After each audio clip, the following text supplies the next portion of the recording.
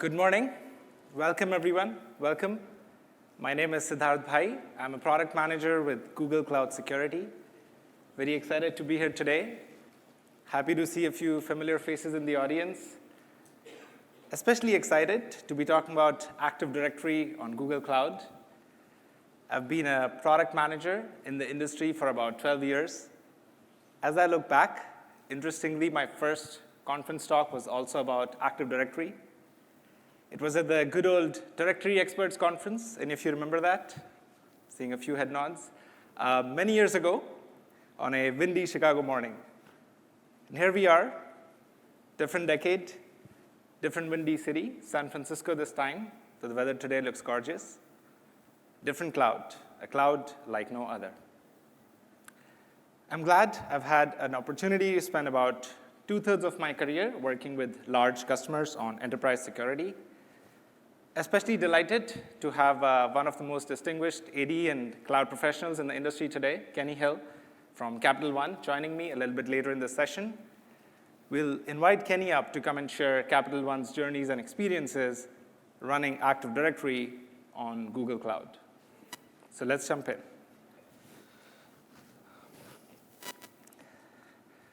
So you're at a Google Cloud conference, and you chose to skip all the Kubernetes, BigQuery, AI, and ML talks, and come out to an Active Directory presentation. So I think I can safely assume you're well-versed with AD and understand its needs in cloud environments. But if you wanted a quick refresher, Kerberos, LDAP, domain join, group policy, .NET APIs, these are all good reasons why you still need Active Directory in cloud environments, and so we'll dig deeper into that today. Before you go deploy your first domain controllers in production, you obviously want to make sure you're prepared well for that.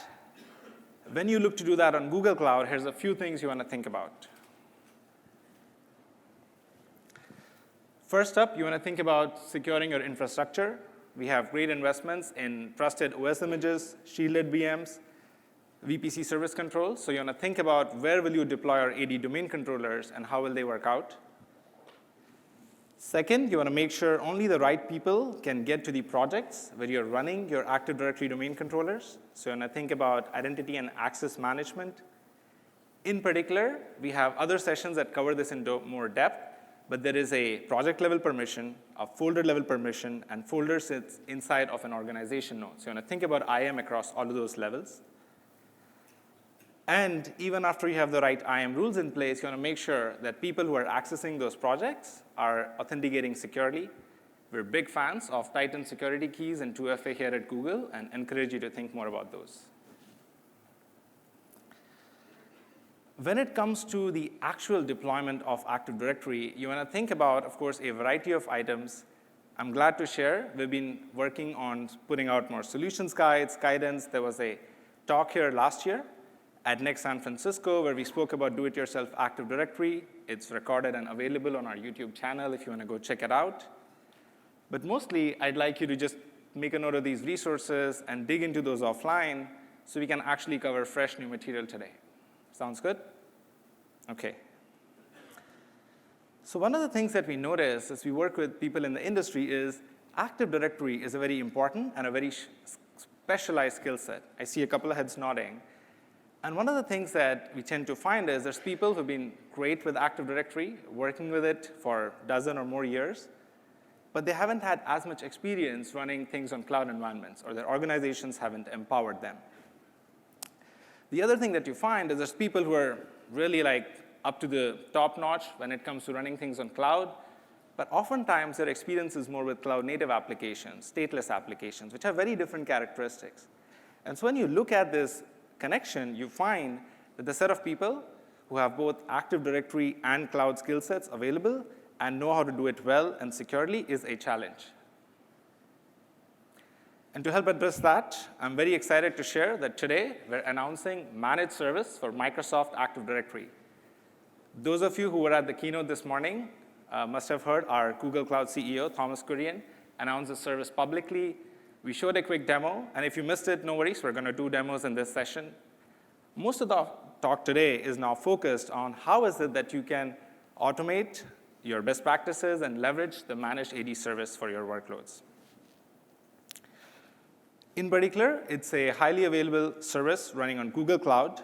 We run actual Microsoft Active Directory domain controllers in production. Some of you in the audience I was speaking with earlier were saying you're interested in learning how you can have this work well with your current AD, so we're definitely going to cover that in more depth as well. And all in all, the idea is we'll take care of a lot of the heavy lifting, so you can be more relaxed and focused and working on your cloud infrastructure.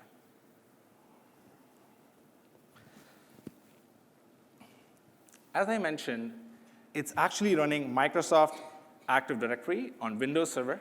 It's a net new service, so we start off on the most recent and updated build, Windows Server 2019, that Microsoft supports on the long-term servicing channel. So all our beta Active Directory domains will be running on that OS. And because it's the actual AD, you are not having to worry as much about application compatibility or other challenges. With it, you get all your standard Active Directory features, single sign-on, domain join, group policy, and so on. And most of all, you can use your familiar Active Directory tooling, remote server administration tools, and other scripts to work with the service. It's a fully managed service. It runs in a highly available configuration.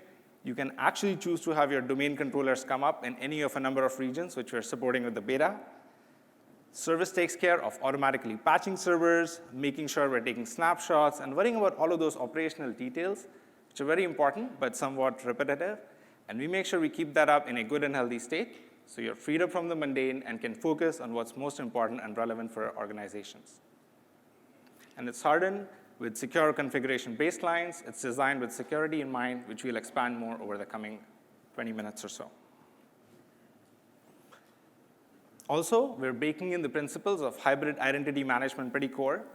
It is 2019, so I'm guessing a lot of you are not starting out with your first Active Directory or identity as a service product. We understand that, so we interoperate well with your user identities wherever they might reside, and I'll show how in the rest of the session.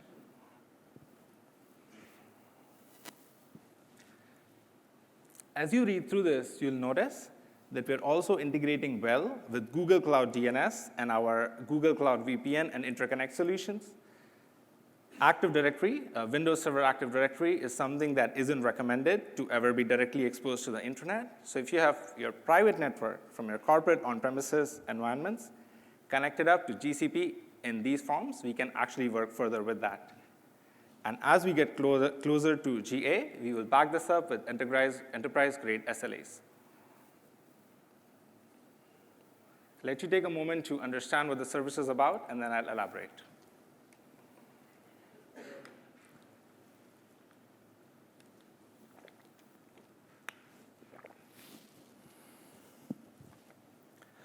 So the interesting thing about this service is, although it's a cloud service working for a large set of customers, we're making sure that we bring up every Active Directory domain for every customer. So each customer's AD runs in a special project on a segregated network that's dedicated just for you. So you're not sharing that with any of the other customers.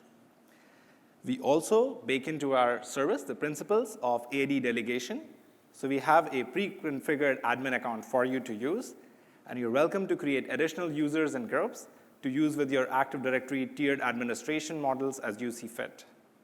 Also, it works alongside with your existing on-premises AD.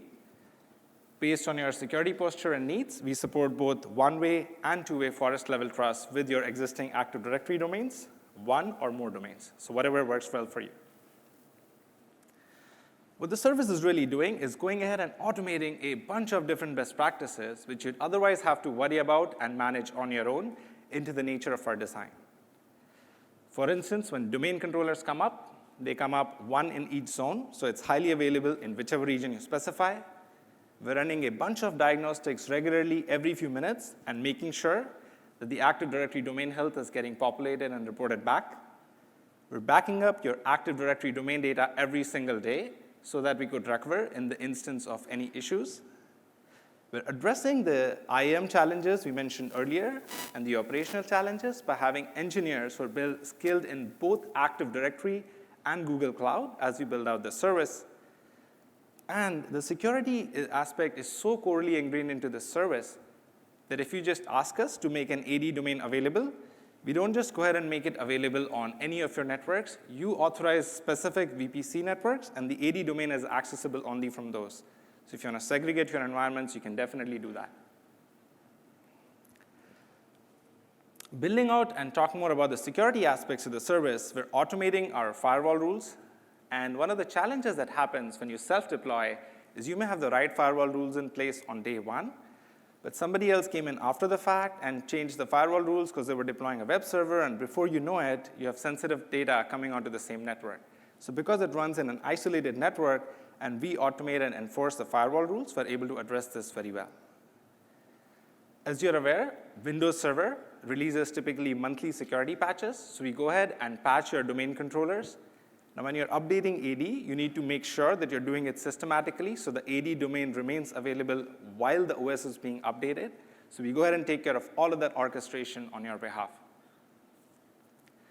The service-level API operations are integrated with cloud audit logging. So if somebody came in and reset the admin account password through our service API, you would definitely be able to see that in cloud audit logging from the get-go. The last 2 points are pretty interesting and key to understanding how the service works with security. Anytime our service code needs access to sensitive Active Directory credentials, we're taking the utmost care to make sure that we're protecting them in a safe manner. We actually have a key per Active Directory domain, per Active Directory managed domain, held in Cloud KMS, and this key is what is utilized to go ahead and make sure that your secrets are encrypted and your AD domain-specific credentials are getting rotated every 30 days. We also enforce safeguards for preventing elevation to domain admin. In particular, a lot of our service-level code is actually been through and released after it passes peer reviews and our internal security reviews.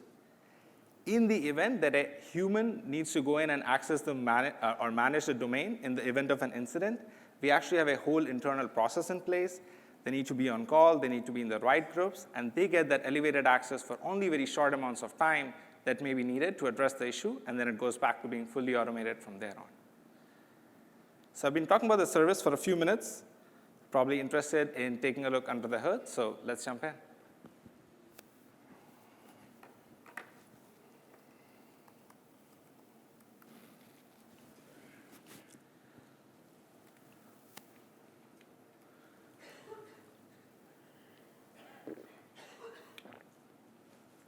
So we have the UI for the managed service. As you can see, I have pre-created 2 managed AD domains here for you, corporate and partners. If you go in and dig a little deeper, you see that it is running, the domain controllers are deployed in US West 1. The Active Directory is working just fine. Let's jump in. You'll see a few more details come up about the service. In particular, I wanted to focus your attention on the networks. So you can see, though I have other networks in this project, it's only available on the authorized network, this one.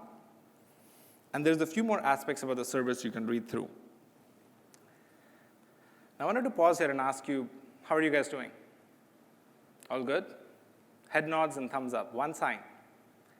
Now, if you think about what it goes into making sure an Active Directory environment is up and healthy, is DNS up? Is replication working? Is LDAP working? Is Kerberos working? Are people able to connect to it? Are the right signals being sent? I could go on. It's tens of items that are checked on each and every domain controller and aggregated back up to give you that simple thumbs up. And that's what's going into that health monitoring signal. So we're taking care of that complexity so you can just focus on the service being available and be productive with it. And we've actually integrated this signal with Stackdriver. So as I go ahead and dig in, you'll see our Stackdriver UI come up in a second. And what you're noticing is that the moment it comes up, you're able to get a simple graph of how the service has been performing. So you can see, as we expect, there were no issues with the service. It's all good. Using the Stackdriver UI capabilities, you can very quickly go and take a look, how did it perform over 6 hours, over the last day, over the last week. And you can notice this managed AD domain has been behaving perfectly fine. You can actually get at-a-glance view of not just this domain, but all your managed Active Directory domains. So if I drop the filter on the FQDN, you'll see both the rows come up. So both the corporate and the partners domain have been behaving well over the entire week. So this saves you time in being able to get a quick at-a-glance view And if you ever needed to go back and investigate things, you can see how it performed historically. What we have done with the service is really distill down all the items that go into creating it to a few simple steps. How many of you remember DC promo? Yes? You've seen how it's evolved over the years from it being a very specific bunch of inputs that need to be given to somewhat more simplified, but still multiple step process in the add rules wizard for Windows Server. And what we do is we go ahead and take all of that complexity down to what's the absolute minimum set of things we need from you. And I have that pre-created. I'll try and zoom into it. All we need is the name of your Active Directory domain, the network you want it to be authorized on, so it could be default, you could select others in the project, the IP ranges we should use, and which region would you like to bring up the domain controllers in. Another interesting thing I should call out is in GCP, our VPC networks are multi-region aware. So if I make it available on the default network, and the default network has subnets from 5, 6, 10 different regions, then your infrastructure running in all of those regions can still access this managed AD domain, even when the domain controllers are being deployed in US West 2. So something to think about as you design your infrastructure on GCP. So this is a service level view. I also wanted to hit one more point, which is you can utilize your standard Active Directory tooling to manage this Active Directory managed service. So let's jump over. I am already RDP'd in to a Windows VM. Now this VM is domain joined to the GCP Managed Active Directory domain. You can see I'm logged in via a user account that sits inside the corporate domain I showed you a couple of minutes ago. You can now see that I'm looking at the service through the Active Directory users and computers UI, which I'm guessing a lot of you are probably familiar with. The same VM we are now RDP'd into, as expected, has a computer account in the Active Directory domain. So you could use AD/UC to do other items. Those of you who are using the newer tool, which is the Active Directory Administrative Center, that works well with this too. You can see that I've organized my users and groups into 2 OUs, one for finance, the other for marketing. And inside of finance, I have a few users, I have a couple of groups pre-created, and so on. Also, Active Directory operations are scripted a lot of the time. So this also works with Active Directory PowerShell. This is the standard get AD group member Active Directory PowerShell command. And as I go ahead and run it, you will see that it'll show 2 of those users are a part of that group. So whichever may be the standard AD tool that you're used to utilizing, you can actually use that on an infrastructure VM that you control to connect up to this managed AD service. So that's the service that's been under the hood. Let's come back to the slides, and I'm especially excited to invite on stage Kenny Hill from Capital One, who will come and share Capital One's experiences running Active Directory on GCP. Welcome, Kenny. Excited to have you here. Hi, guys. I'm Kenny Hill from Capital One. I'm in the identity and access management space. My main focus is directories with an emphasis on the cloud.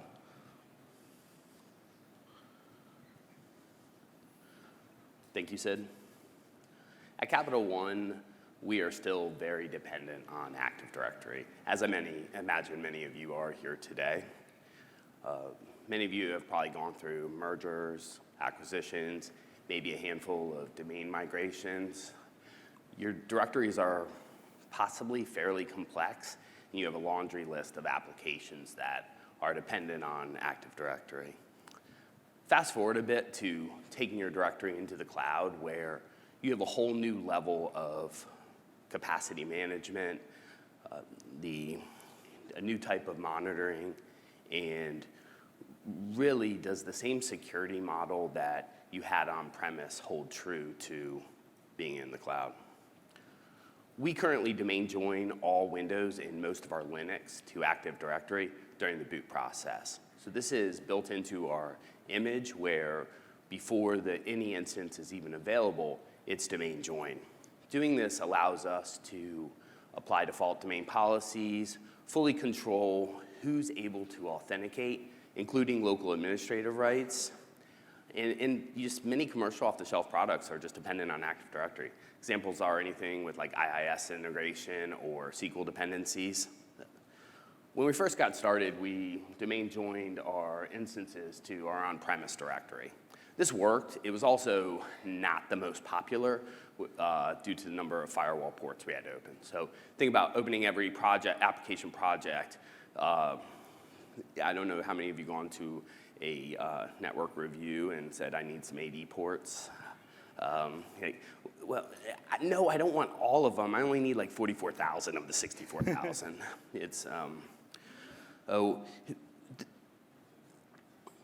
We also experienced a little bit of latency on our domain joins with this and a little bit slower logon policy processing time. One thing to point out in this model is it also kind of pins you to a single point of failure with your network. So if you were to lose your network connectivity, you are not really taking full advantage of built-in Active Directory resiliency. So AD next closest site gives you a little bit more with DC Locator where it can find where you want it to go next. Yeah, no, that's actually very interesting, and I wanted to reflect on that because sometimes when customers start out, you first think about just connecting up your networks through our hybrid networking solution. But as Kenny's team started experimenting with it, you noticed that it was leading to a higher latency. And so I'll invite upon you, Kenny, to share with us what did you do next to lower that latency down? Sure, Sid. We knew that going back to on-premise presented too much of a risk. If we were going to require everyone to domain join and we lost network, then applications couldn't scale, and that's part of going to the cloud. You want to be able to scale up and down. So we decided to expand our enterprise directory to run on GCP compute instances. Essentially, we're treating GCP as infrastructure as a service for our Active Directory. This model worked, and it gives us more resiliency that our business required. In order to make AD truly resilient, though, in this model, you may not achieve the cost savings that you're being asked to get to with moving to the cloud. You're going to have to run a large number of domain controllers. You're going to run in multiple zones. You're going to run in multiple regions where you are. You also are going to take on a whole new level, and I mentioned it, of capacity management. There's a new type of monitoring, and there's a lot of automation built into building out domain controllers, monitoring site reliability, to keep domain controllers running as infrastructure as a service. One of the challenges for us was staffing. So Active Directory has been around 20 years. I don't know how many of you have been utilizing it for 20 years. To take a traditional team of Active Directory subject matter experts and have them also still remain really good at keeping Active Directory running and secure, but also learn new CI/CD, site reliability, and other DevOps strategies is a bit of a challenge. There's a large potential gain in this model, but it's something you want to weigh against the additional overhead and challenges. Right, so the interesting thing from these experiences is you saw Capital One deploy self-managed Active Directory in production, which is definitely a supported choice. And our similar talk last year, we went into detail how you can set that up in best practices. However, oftentimes as you look to do that, you end up realizing that there is more operational overhead your teams are having to take on. And what we'll hear from Kenny is, how is it that Capital One looked to reduce that operational overhead by utilizing Google solutions? Okay. I'm pretty sure these are probably Sid's favorite slides. Managed directories in the cloud is the direction Capital One is trying to go. We have not quite figured out what sits in the central as our central repository for authentication and authorization. What we do know, though, is we are going to still have Active Directory dependent applications for any foreseeable future.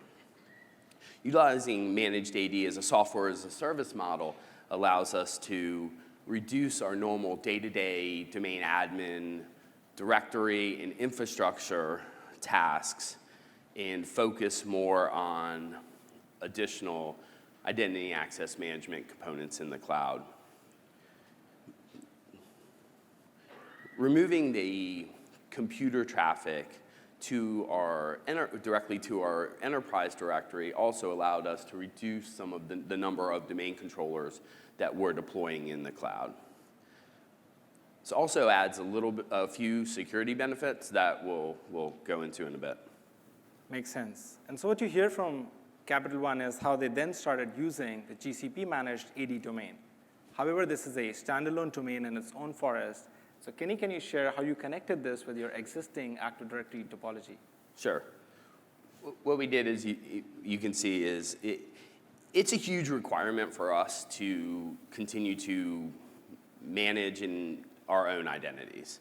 So we are multi-cloud, and we want to treat our enterprise directory kind of as a hub for really any service we're going to use.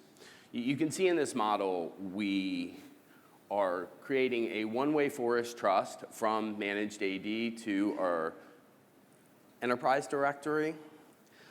This allows us to continue to utilize our corporate credentials for authentication, our AD groups that we have built into our provisioning system for authorization. We already had domain controllers running in GCP, so we kept those in place, and we just reduced the number that we had deployed. And this gives us less dependency on the network going back to on-premise. So almost everything in Active Directory will work with an isolated domain controller. There are a couple things that won't work, like password reset, but hopefully you're not using a cloud for password resets like that. We domain join compute instance to Managed AD, then all user authentication traffic or authorization with your AD groups is going to go from the Managed AD to enterprise directory, while all computer authentication traffic is going to go to, and even GPOs stuff, is going to go to the Managed AD. Interesting. So we can see now how Capital One was able to use the Managed AD domain with the trust relationship with their existing on-premises AD and get operations to work. What's especially exciting is, Kenny, if you can share how this actually helped enhance your cloud security overall. Definitely. So I'm going to go over a couple of the security benefits. This slide's kind of busy. You guys in the room may not be scared to put your infrastructure into a public cloud, but I guarantee you there are a few naysayers. There are a few people who in your company who are scared, and it's really fair, right? The number of breaches we read about on almost a weekly basis, and Active Directory is oftentimes maybe not called out in the news article, but in the post follow-up of how the breach occurred, Active Directory was one of the things that was compromised. So in this model, the top diagram, you can see that a computer directly domain joined to the corporate forest. You may not be aware, but a computer can authenticate the same as a user. If you're familiar with the Active Directory schema, really a computer is a member of the user object class. In the top diagram, a computer domain joined has the capability, running a system, if you were to lose that instance, to query your AD data. And no, you're most likely not going to have sensitive data in your directory, though it's not really a good idea to really give somebody a path on how to all of your user accounts, all your computer names. In the bottom model, utilizing a resource forest model, the computer has no ability to query the directory without additional credentials. This next slide is a little bit more about monitoring. Active Directory is super chatty. So logs often roll. And when you're running in the cloud and you have a large number of of instances spinning up or scaling, if you're not really careful, it is easy for to hit Windows event log limits per second, where you aren't getting the logs. And I'm not sure if any of you have seen that, but there's times that things are occurring and they're not going into the event logs because you're going over your limits. So in the bottom model, removing the computer authentication, GPO processing, and all of that, you're really just, you're able to focus on your user authentication, and this allows you to be a little bit more precise and look for promiscuous activity. You can still monitor the traffic to the managed AD, it's just not as critical as monitoring the user authentications. Many of you may be familiar with selective authentication. If not, setting up selective authentication on the trust allows you to really choose who's going to authenticate across the trust. When you're fully mature in the cloud, really you shouldn't have users logging in. With that said, that is a very long transformation, and there will always be exceptions. So you should only need to have service or system accounts, whichever term you use, that are authenticating on your systems, and then maybe a small subset of privileged users who are allowed to directly log into an instance in the cloud if there's a SEV incident or something.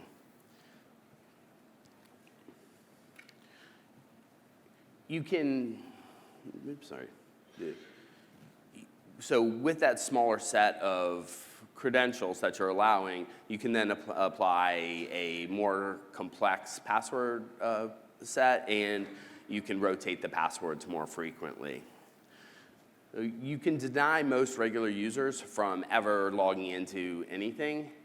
And say if you're running Citrix or something like that, you can build out a OU in Managed AD that has allowed to authenticate on it, and those users could log into the Citrix instances, but they would never be able to log into anything else. In the court model above at the top, what I'm showing is this is completely dependent on a local resource access control list. And anyone with administrator rights can add more. So maybe they want to add their coworker because they think they need access. In the bottom model with the selective authentication, you're adding another layer. So you have the local access control list, but then you also have another layer that you can tie into your provisioning system, and you're controlling who's going to ever be able to go across the trust. So essentially, you're doubling your access checks. To recap, utilizing GCP Managed AD as a resource for us allows us to maintain the resiliency and our business requires, reduces our operational overhead, and continue to utilize our internal directories for authentication and authorization while also adding a few additional security elements to us. So we're looking forward to consuming in general availability. And Sid, I want to thank you and your whole team for allowing us to take part in the alpha and inviting us back. And everybody, thank you very much. And feel free to connect afterwards. I love questions. So, Great. Thanks, Sid. Thank you so much, Kenny. So to recap where we are at, you've heard about our service, you've heard how Capital One has been using it and connecting it with their existing domains. And what I wanted to do in the next segment is speed through a few specific uses of this service. So as you're mulling about, well, how do I use this thing? Which use cases are interesting? And I'm going to go through 5 GCP use cases very quickly to help spark some ideas. So let's jump in. First up, what's probably the first thing that you do with Active Directory when you're bringing up an infrastructure? You go ahead and domain join it. And so we have made investments to make that domain join process be easier. How so? Remember how when we created an Active Directory domain, you asked for it to be available on an authorized network? And by the way, you can come back and update those networks later as your needs change, no problems. What we do is we actually create a private managed DNS zone in each of those networks so that when you then bring up a VM, it can just discover the managed AD domain without you having to do any kind of complicated per VM configuration. So that's how domain join works. You also saw Capital One talk about how they are actually solving another interesting identity requirement I hear often from our customers, which is, I want my user identity to still originate on premises. And so what you can do is you can have your VM be domain joined to GCP Managed Active Directory domain, while your users can still reside on premises. Let's jump in and take a look at this in a demo. In the interest of time, I pre-recorded the video, and I'm just going to talk through it as it comes up. Great. So what you'll see as we go ahead and hit start on the video is when this starts playing, can we do that from the back of the room, please? Great, thank you. So as this comes up, you will see that I've already created a managed Active Directory domain. And that managed Active Directory domain is ad.demo.com. So we have the domain controllers deployed in US Central 1, and it's in a healthy state. As I jump in, you can actually see that I've pre-configured this managed Active Directory domain with a one-way forest level trust, going back to your on-premises AD domain, which is onprem ad.demo. So that's the name of my on-premises domain. I'm now going to go ahead and switch out into an application. So you're actually seeing SharePoint run in a VM on GCE, and the user identity which we have used to access it just now was actually a user account. The user account is star in your on-premises AD domain. So this is how you can go ahead and actually have your Active Directory domain, the managed one, help your infrastructure, while your identities originate on premises. Let's come back to the slides and dive into the next use case. And so as that comes up, the thing that you think about doing after domain join is group policy. So we're going to go ahead and see how we can have group policy be working well with the GCP Managed AD domain. What you can see here is inside of the GCP Managed Active Directory domain, I have an OU. And as your computer accounts come up and domain join the GCP Managed AD domain, you have those computer accounts coming up in that organizational unit. We can actually go ahead and create a GPO that links directly to that OU. And what this enables for you is your computer accounts, your service accounts related group policy, all of that is processed entirely in the cloud without having to go back to on-premises, improving performance and latency for you. Next use case, number 3. We actually have an interesting feature in GCP called as OS login. Have some of you heard about it? A few. One of the things that we hear about on OS login is it works great for Linux. How can I get something similar for Windows? So using GCP Managed Active Directory domain, what you can do is you can actually have the same group policy processing mechanism be utilized to let you be able to control RDP access onto your VMs. Now, in particular, we actually pre-create for you a RDP admins group, and you can just add and remove people from that group, and that set of users are the only ones who will then be able to RDP to those Windows VMs. I do want to call out that while the service can enable this, all the things we spoke about IAM, because this is now your infrastructure, do apply. So you still want to think about who has compute instance admin, set IAM policy, and other permissions on those GCP projects while you utilize this service. But this is a use case we also enable. So far, we've been covering a lot of traditional enterprise use cases. So let's mix things up a bit. I'm now going to talk about managed instance groups. Now, this is actually an interesting feature that GCP already supports that allows you to treat a large collection of VMs as a single entity to control and manage. One of the interesting things that we have done is we have a script and a solutions guide, which we intend to publish with the beta of the service, which actually allows you to have these VMs coming up in the managed instance group and be automatically joined to the GCP Managed AD domain.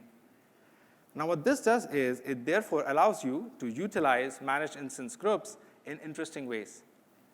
For instance, IIS servers tend to be an interesting web server that a lot of you still potentially use.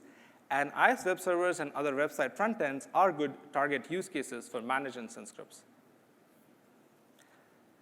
Let's go one step further and actually cover a 5th use case, which is how can this managed AD service actually help modernize your applications? So for that, we're going to go ahead and switch to a demo, and I'll talk you through it. As the demo starts, one of the interesting things to notice is we are starting off on premises. So this is an app and its backing database running in an on-premises VM. It's actually a Linux-based VM this time that we're looking at. I go ahead and I have this ADUC from on-premises connected up to the GCP Managed Active Directory domain. As you can see, there is a user Jane we have pre-created in that AD domain. I'm now logging in using Jane's identity into Suite CRM app, which is so far and still running on premises. As this loads, Jane can get to all of her data and go about her work. We'll now do something interesting. You heard us talk about Anthos Migrate, also known as Velostara V2K technology yesterday. The command that I just ran in the bottom of the screen actually went ahead and took those VMs and modernized them. As I hit refresh and this comes up, you will see that those applications are now running in a stateful set on GKE. I dig in, and I'm going to go ahead and make a note of the IP address. This is where the application is running now. So you just saw us take that VM running on premises, now running in a container using our other GCP offerings, while still utilizing the GCP Managed AD service. The way that fits into the picture is we're now going to go ahead and log in to that app, now running in a container using the same user account we logged in with while it was still on premises. And so as we go ahead and hit login, you'll see this complete Jane can access her data. And this is how, while we do focus and empower traditional applications, you have a good example of utilizing the Managed AD service to even help you modernize your applications. So these are a few specific use cases specific to GCP. As we come back to the slides, I wanted to go ahead and build upon these with two more very interesting examples. I'm glad we have exciting industry partnerships with other technology partners. And in particular, I'm excited to talk to you about what we have done with Itopia. The Itopia team is actually in the room today. I'm excited to announce that before we launch our beta, they have pre-integrated with the GCP Managed Active Directory service. In particular, what's interesting is a year or so ago, the Itopia team built out automation on GCP, where as a part of bringing up their automation, they needed Active Directory deployed. So they were bringing up the AD domain themselves and managing it on their own. With the GCP Managed AD service, they're actually able to offload the creation and management of that AD domain over to us by adding an integration into their UI. You'll see a screenshot come up in a second, and you can see the third option for GCP Managed Active Directory domain is integrated with the Itopia offerings. I'm also excited to share that we have worked with Citrix. Citrix is, of course, a company which a lot of you are familiar with and likely using their products in a variety of ways. Like many enterprise applications, Citrix also requires Active Directory for authentication, sign into apps and desktops that run on GCP. The interesting thing that I wanted to touch upon about the Citrix integration is when we work with them, they work with us and some other managed services on GCP, and they were able to really reduce the amount of infrastructure which somebody needs to run and self-manage from 7 instances down to 2 by utilizing more that the platform offers. Something to think about as you plan out your own deployments and infrastructure automation. So to summarize what we have covered so far, we're excited to share with you today. We have a managed service for Microsoft Active Directory. It helps you solve concrete GCP use cases, supports production apps running on Linux and Windows, helps you in your app modernization journey, reduces overhead, helps you automate best practices, and enhance your cloud security footprint. The service will be coming up to you later this year. It'll be in beta. And in particular, I want to highlight these 2 links. We're not going to be charging for the beta. It'll be free to test. You'll still have to pay for your own infrastructure. And the second link in particular is exciting because that's where we're happy to share. We're launching a pre-sign-up form. So if any of this looks interesting to you and you'd like to try the service out, please go to g.co/managedmsftad and fill out the interest list form. We'd be happy to get back in touch with you when the service is available.